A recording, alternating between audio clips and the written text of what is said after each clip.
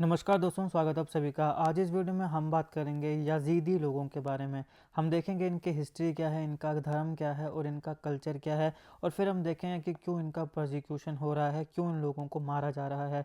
तो हम विस्तार से इस लेक्चर में यजीदी पीपल्स को कवर करेंगे, इनके यूनिक रिलीजियस ट्रेडिशंस को देखेंगे, इनकी प्लेस देखेंगे कुर्दिश कल्चर और हिस्ट्री के बीच में, और फिर हम इनके ओरिजिन को, बिलीव्स को और थ्रू आउट द हिस्ट्री जो जो चैलेंजेस इन्होंने फेस किए हैं उन सारी चीज़ों को हम इस वीडियो में कवर करने वाले हैं। तो काफ़ी नॉलेजेबल ये वीडियो आपके लिए होने वाली है रिगार्डिंग यजीदी पीपल और कल्चर, और वर्ल्ड पॉलिटिक्स के लिए भी इंपॉर्टेंट है ये, क्योंकि आप सब जानते हैं कि यजीदी लोगों को मारा जाता है, उनके ऊपर काफ़ी अत्याचार भी होते हैं। तो विस्तार से इस लेक्चर में हम इस टॉपिक को कवर करने वाले हैं। वीडियो को अंत तक जरूर देखिएगा, और अगर आप चैनल पर नहीं हो तो चैनल को सब्सक्राइब करना बिल्कुल मत भूलिएगा। बाकी politics, economy, GK, geography, science, Ramayana, ecology की तमाम वीडियोस के लिए एक बार हमारी बाकी प्लेलिस्ट को जरूर देखिएगा। तो चलिए शुरुआत करते हैं। सबसे पहले बात करते हैं कि यजीदीज होते क्या हैं।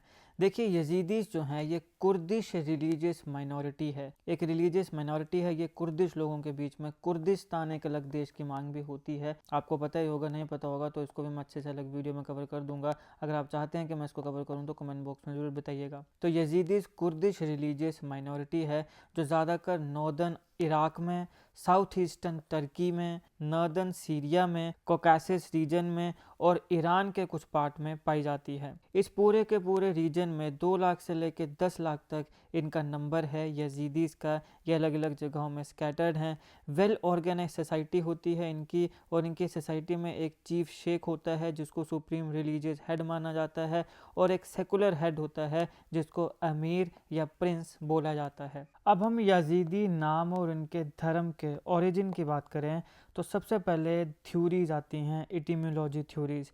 तो जो यजीदी का नाम का ओरिजिन है, तो जो यजीदी नाम का ओरिजिन है, हालांकि वो अनसर्टेन है, अलग अलग पॉइंट ऑफ व्यूज हैं, अलग अलग नज़रिए हैं यहाँ पे कि यजीदी नाम जो है इसका ओरिजिन कैसे हुआ। तो कुछ स्कॉलर्स ऐसा मानते हैं कि ये जो नाम है ये ओल्ड ईरानियन यजाता से आया है, जिसका मतलब होता है डिवाइन बीइंग। तो एक ईरानियन शब्द है यजाता जिसका मतलब होता है डिवाइन बीइंग, वहाँ से इसका नाम आ सकता है यजीदी। फिर कई लोग कहते हैं कि एक उमायद के कैलिफ थे, खलीफा थे यजीद वन, जिनको यजीदीज के द्वारा पूजा भी जाता है। तो हो सकता है कि ये जो यजीदी नाम है ये वहाँ से आया हो। तो यहाँ पे 2 अलग अलग थ्योरीज आती हैं, और भी कई थ्योरीज हो सकती हैं, लेकिन ये 2 प्रमुख थ्योरीज है जो यहाँ पर आती हैं।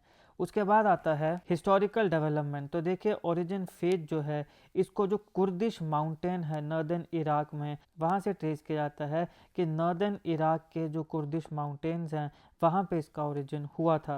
और यहाँ पे जो डिवोशन है ये उमायद डायनेस्टी के लिए हुआ करती थी, जिनकी लास्ट उमायद खलीफ की डेथ होगी हाफ कुर्दिश मरवान 2750 में। तो यहाँ पे ये जो डिवोशन है ये उमायद डायनेस्टी के लिए दिखाई जाती है। फिर आता है शेख आदि का इन्फ्लुएंस। तो अर्ली 12th सेंचुरी में शेख अबी इबन मुसाफिर, जो कि एक सूफी थे और डिसेंडेंट थे उमायद के, वो लालिश में सेटल हुए थे जो मोसूल के नॉर्थ में था, और यहाँ पे इन्होंने सूफी ऑर्डर की शुरुआत करी थी अदविहा। और इनके जो फॉलोअर्स थे वो यहाँ पे लोकल ट्रेडिशंस के साथ ब्लेंड हो गए थे, ऐसा माना जाता है। अब हम हिस्टोरिकल चैलेंजेस की बात करें तो यहाँ पे देखिए यजीदीज का जो जोग्राफिकल स्प्रेड है और जो पॉलिटिकल पावर है वो 13 से 14 सेंचुरी तक इंक्रीज होती गई, और इनके जो बिलीफ सिस्टम हैं ये इस्लामिक जो नॉर्म्स थे उनसे थोड़े अलग थे। जो मुस्लिम्स के नॉर्म्स थे, प्रिंसिपल्स थे, कल्चर था, उससे इनके बिलीफ सिस्टम थोड़े अलग होते गए। तो अर्ली 15 सेंचुरी में मुस्लिम रूलर्स जो थे उन्होंने यजीदीज को एक एपोस्टेट्स की तरह देखना शुरू कर दिया। एपोस्टेट्स का मतलब होता है स्वधर्म त्यागी या फिर धर्म रहित। तो मुस्लिम रूलर्स इन्हें इस रूप में देखते थे कि ये हमारे धर्म के नहीं हैं, ये हमारे धर्म से अलग हैं, इन्होंने हमारा धर्म त्याग दिया है और अब ये अलग धर्म में जा रहे हैं। और या फिर कहने के इनको पॉलिटिकल पावर के लिए राइवल माना जाता था, और इसलिए यहाँ पे मुस्लिम्स और यजीदीज के बीच में क्लैशेज होना शुरू हो गए। फिर लेट 19th और अर्ली 20th सेंचुरी में क्या होता है कि यहाँ पे मुस्लिम्स और यजीदीज के बीच में युद्ध शुरू हो जाते हैं, जिसकी वजह से यहाँ पे कोकासस में सबसे ज़्यादा जो सिग्निफिकेंट नंबर है यजीदीज़ का वो चले जाते हैं, ताकि मुस्लिम्स के हाथों इनका प्रोसिक्यूशन ना हो। तो यहाँ पे जो मैंने एक अलग वीडियो में पारसीज़ का इतिहास बताया है कि कैसे पारसीज़ का प्रोसिक्यूशन हुआ अरब मुस्लिम्स के द्वारा, और फिर कैसे वो वहाँ से भाग के भारत में आए, भारत के गुजरात में आए, उसको भी आप ज़रूर देखिएगा। उसका लिंक मैं डिस्क्रिप्शन बॉक्स में दे दूंगा। काफ़ी लोगों ने उसको देखा और पसंद किया है, तो आप भी उसको ज़रूर देखिएगा। तो उसी प्रकार से जैसे पर्शिया में पारसीज़ के साथ हुआ, वैसे यजीदीज़ के साथ होने लगा। तो यहाँ पे पारसीज़ अपनी जान बचाने के लिए भारत में आए थे, ये कोकासस में गए, और यहाँ पे इसके साथ साथ जो यजीदी पावर है ये ख़त्म होने लगी, और यहाँ पे इनके मज़ाकर्स होने लगे और इनकी कन्वर्जन्स होने लगी। उसके बाद लेट 20th सेंचुरी में ज़्यादातर जो यजीदी कम्युनिटी है वो टर्की से जर्मनी में माइग्रेट होगी, ताकि उनका जो प्रोसिक्यूशन है उसको रोका जा सके, टू स्केप कंटिन्यूड प्रोसिक्यूशन। तो पूरे मुस्लिम वर्ल्ड में, चाहे वो इराक हो, ईरान हो, टर्की हो, यहाँ पे इनका प्रोसिक्यूशन हो रहा था, तो इसलिए अंततः फिर इनको भागकर जर्मनी जाना पड़ा।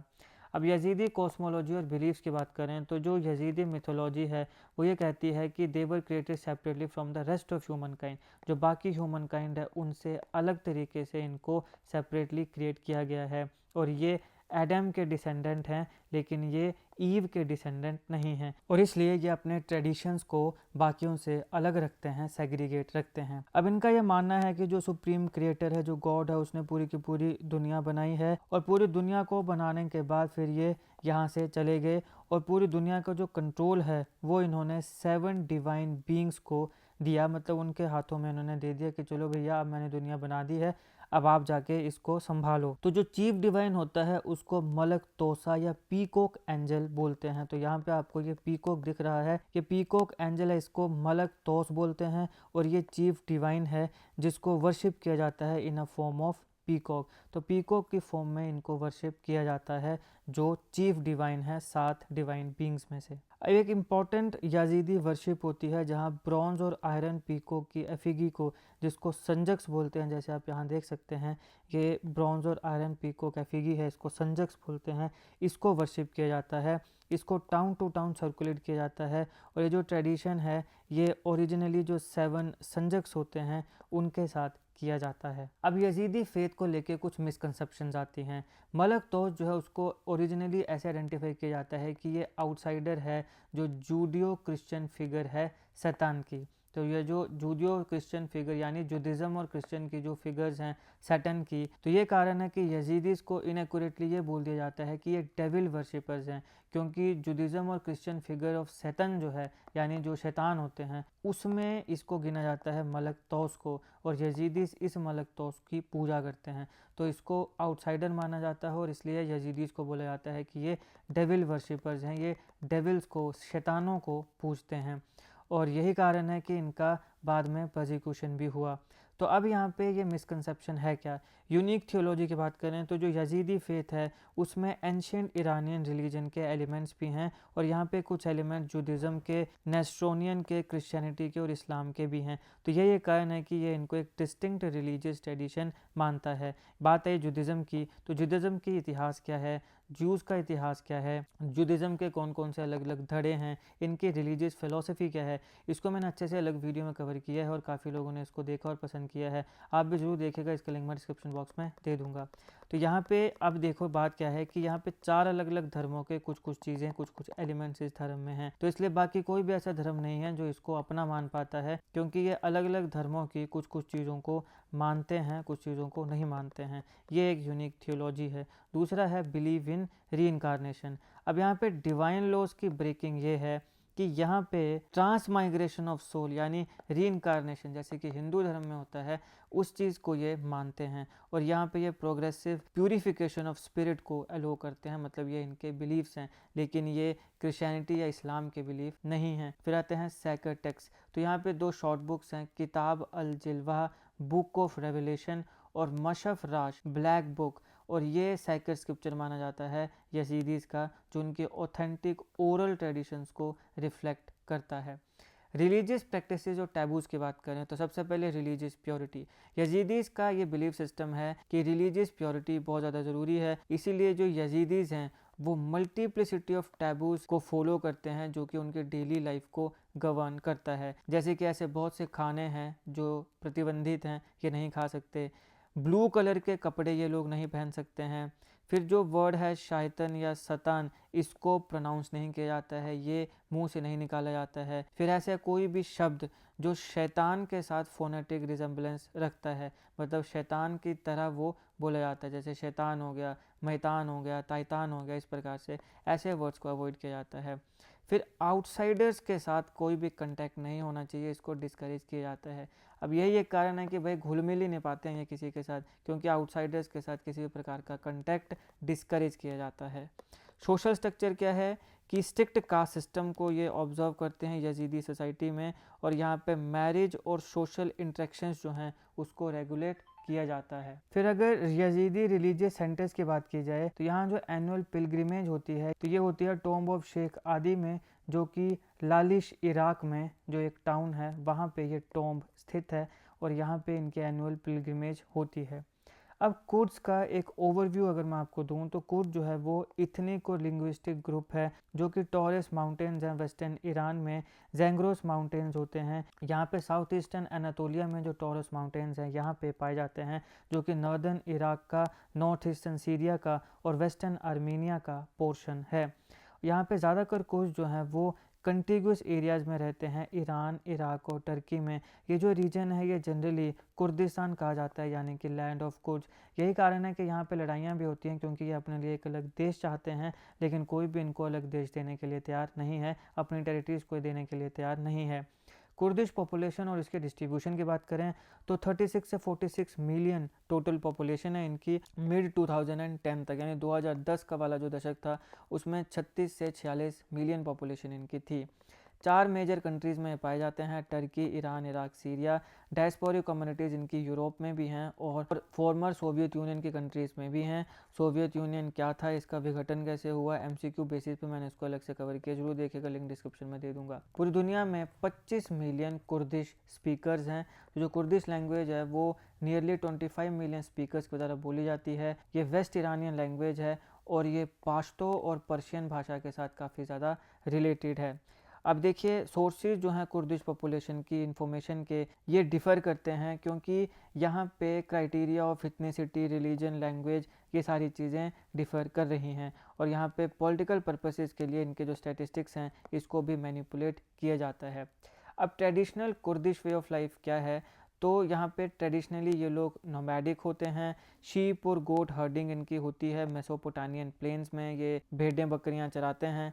फिर यहाँ पे सीजनल माइग्रेशन होती है टर्की और ईरान के हाईलैंड्स में। मार्जिनल एग्रीकल्चर है इनका, और नेशनल बाउंड्रीज़ की जो इन्फोर्समेंट हुई आफ्टर वर्ल्ड वार वन, इसके वजह से इनकी जो सीजनल माइग्रेशन है फ्लॉक्स की, यानी जो भेड़ बकरियाँ ये लेके जाते हैं, वो भी काफ़ी ज़्यादा हद तक रुकी है, जिसकी वजह से जो मोस्ट ज़्यादातर जो कुर्द हैं उनको अपना जो ट्रेडिशनल वे है विलेज लाइफ का उसको अबैंडन करना पड़ा, छोड़ना पड़ा, और फार्मिंग की शुरुआत करनी पड़ी, और यहाँ पे नॉन ट्रेडिशनल एम्प्लॉयमेंट में उन्हें एंटर होना पड़ा।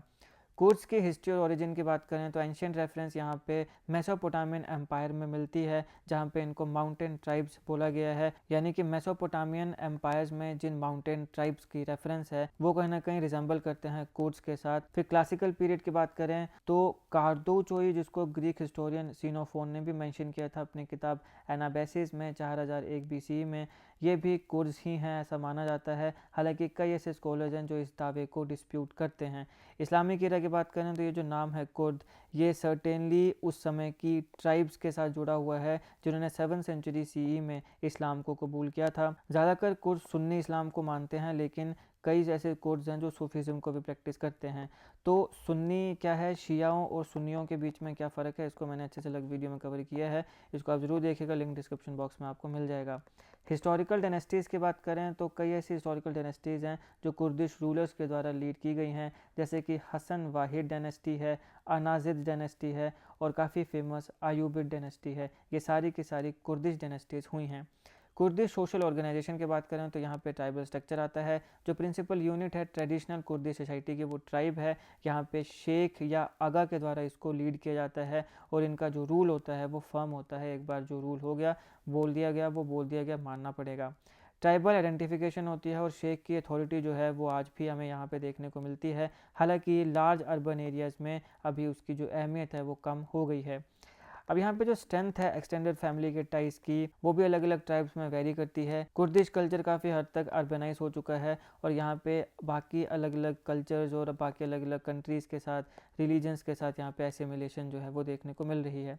महिला का रोल क्या है, कुर्दिश वुमेन जो है वो ट्रेडिशनली ज़्यादा एक्टिव होती है पब्लिक लाइफ में देन टर्किश, अरब और Iranian women, specially pre revolutionary Iran में। तो जैसे टर्की, अरब या ईरान जैसे देशों में महिलाओं पर थोड़ी रिस्ट्रिक्शंस होती हैं, लेकिन ऐसा कुर्दिश महिलाओं के साथ नहीं है। ट्रेडिशनली वो ज़्यादा इन्वॉल्व रही हैं।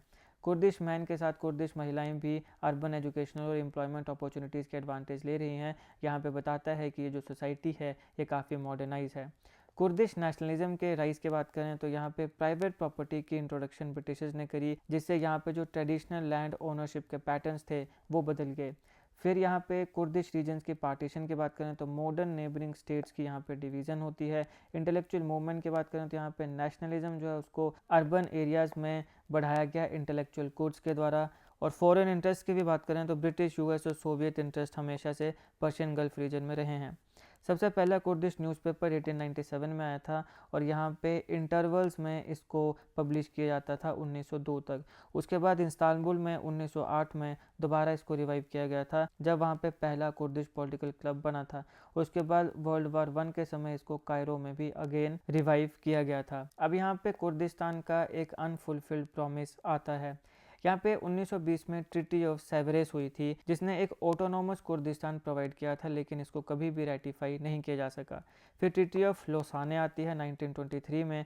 यहाँ पे ट्रिटी ऑफ सेवरेस को रिप्लेस कर दिया गया और यहाँ पे कुर्दिस्तान या कुर्द्स का कोई भी मेंशन नहीं था। तो यहाँ पे जो अपॉर्चुनिटी थी कुर्द्स को यूनिफाई करने की एक नेशन के तौर पे, वो ख़त्म हो गई, वो लॉस हो गई। और यहाँ पे कुर्दिस्तान जो है वर्ल्ड वार 1 के बाद ज़्यादा फ्रेगमेंटेड हो गया। हमने बताया आपको 4 अलग अलग देशों में ये हैं और इसीलिए तब से लेकर अभी तक यहाँ पे कुर्दिश ग्रुप्स के द्वारा काफ़ी ज़्यादा सेपरेटिस्ट मूवमेंट्स हुई हैं, क्योंकि ये चाहते हैं कि हमारा एक अलग देश हो कुर्दिस्तान। सीरिया में अगर कुर्द्स की बात करें तो 1962 के सेंसस के मुताबिक जो सीरियन गवर्नमेंट थी उसके मुताबिक अल हसक गवर्नोरेट जो था वो कुर्दिश के द्वारा डोमिनेट किया जाता था।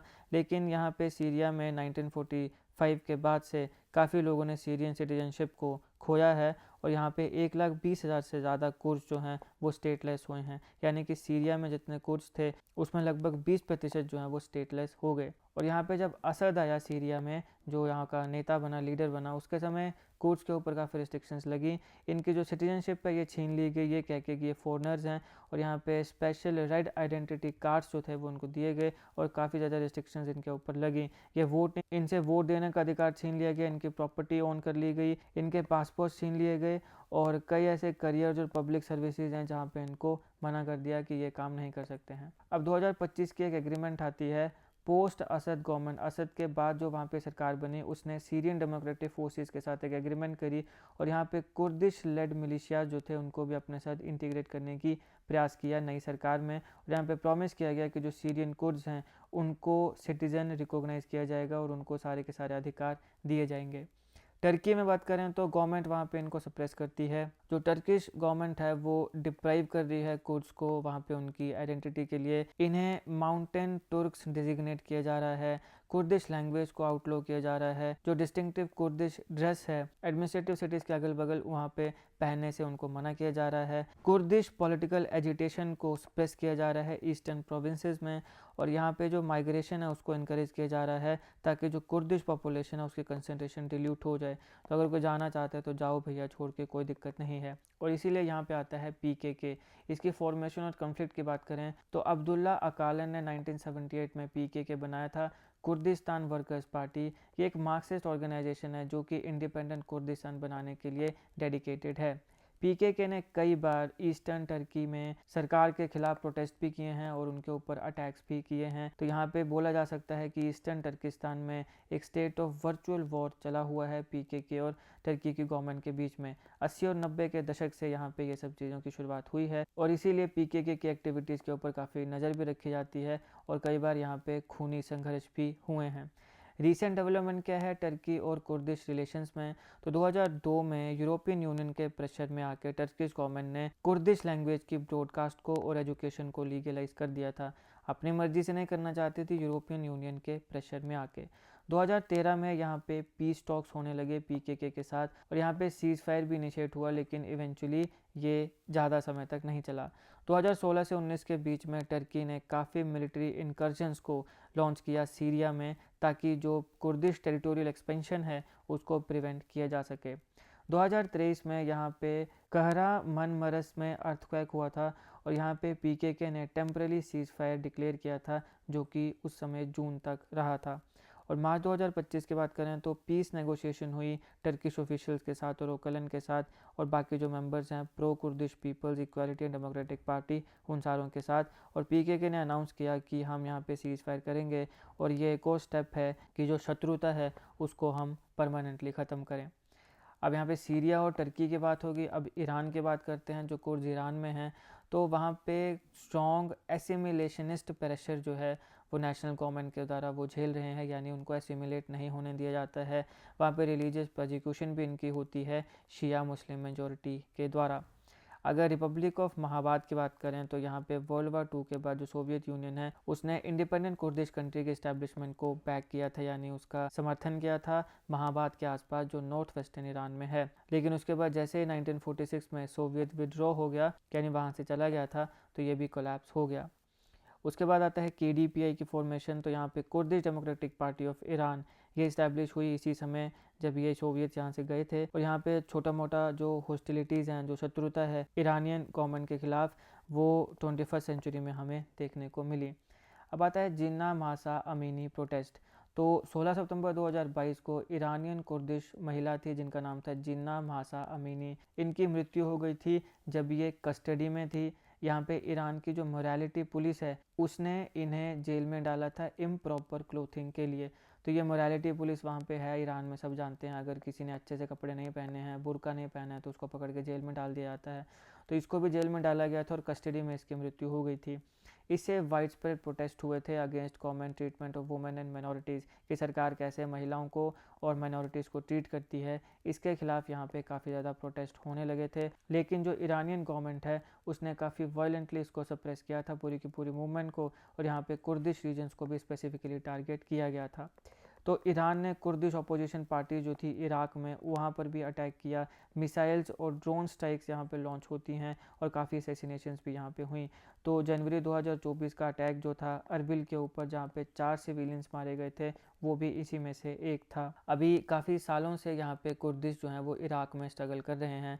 1931 से 60 के बीच में शॉर्ट लिव्ड आर्म रिबेलियन, छोटे मोटे आर्म रिबेलियन हुए।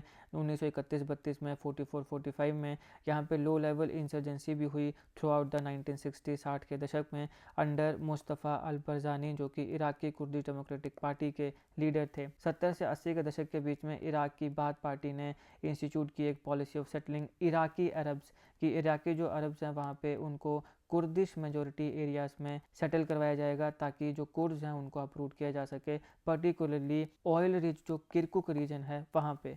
और ये जो पॉलिसी थी इसी ने ईरान इराक वॉर को एक्सलेट भी किया था।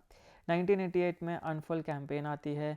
ये कोड नेम अनफल जो था, यहाँ पे इराकी फोर्सेस ने केमिकल वेपन्स का यूज़ किया था कुर्दिश सिविलियंस के खिलाफ। और 16 मार्च को यहाँ पे इराकी ट्रूप जो थे उन्होंने 5000 से ज़्यादा कुर्द्स को मस्टर्ड गैस की मदद से मार डाला था। 1991 और उसके बाद की बात करें तो पर्शियन गल्फ वॉर में जब इराक की डिफीट होती है तो उसके बाद कुर्द्स ने भी रिबेल किया, लेकिन उसके रेबल को ब्रूटली सप्रेस किया गया। यूएस की मदद से यहाँ पे सेफ हेवन जो हैं वो बनाए गए नॉर्दर्न इराक में और ऑटोनॉमस सिविल अथॉरिटीज़ भी क्रिएट हुई।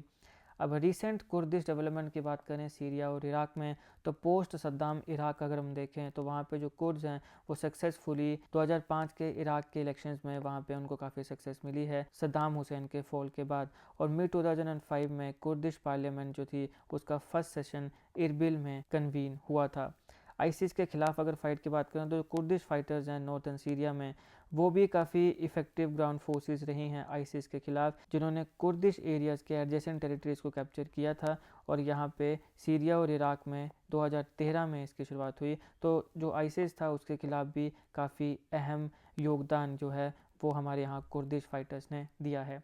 2017 का इंडिपेंडेंस रेफरेंडम की बात करें तो जैसे आईसिस ने डिक्लाइन कर दिया इराकी कुर्दिस्तान की इंडिपेंडेंस, तो यहाँ पे सितंबर 2017 में ये रेफरेंडम पास किया जाता है और 93% लोगों ने इसका सपोर्ट किया कि हमारे पास एक इंडिपेंडेंट कुर्दिस्तान होना चाहिए। यहाँ पे जो कुर्दिश फोर्सेस थी किरकुक जैसे स्ट्रेटेजिक एरियाज़ को कंट्रोल करने के लिए आई, लेकिन जो इराकी आर्मी थी उसने इन्हें पीछे हटा दिया। लेकिन हमें यहाँ पर एक छुटपुट घटना आज़ादी के लिए देखने को मिली। तो ये है दोस्तों यजीदीज़, कुर्द्स, कुर्दिस्तान की मांग।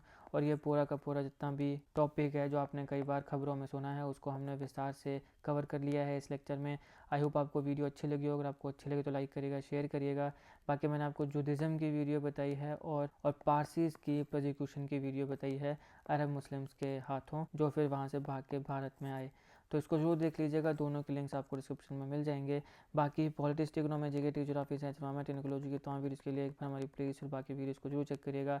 हमारी प्लेलिस्ट और करंट अफेयर के बाकी वीडियोज़ आपके लिए एग्जामिनेशन के लिए काफ़ी इंपॉर्टेंट होने वाली हैं, तो इसलिए एक बार बाकी प्लेलिस्ट को भी चेक कर लीजिएगा। बाकी GK, current affair, GK tricks की ऐसी वीडियोज़ के लिए हमारे चैनल को सब्सक्राइब करिएगा, बेल आइकन को जरूर दबा दीजिएगा ताकि किसी भी वीडियो की नोटिफिकेशन आपसे मिस ना हो। आपका बहुत बहुत धन्यवाद।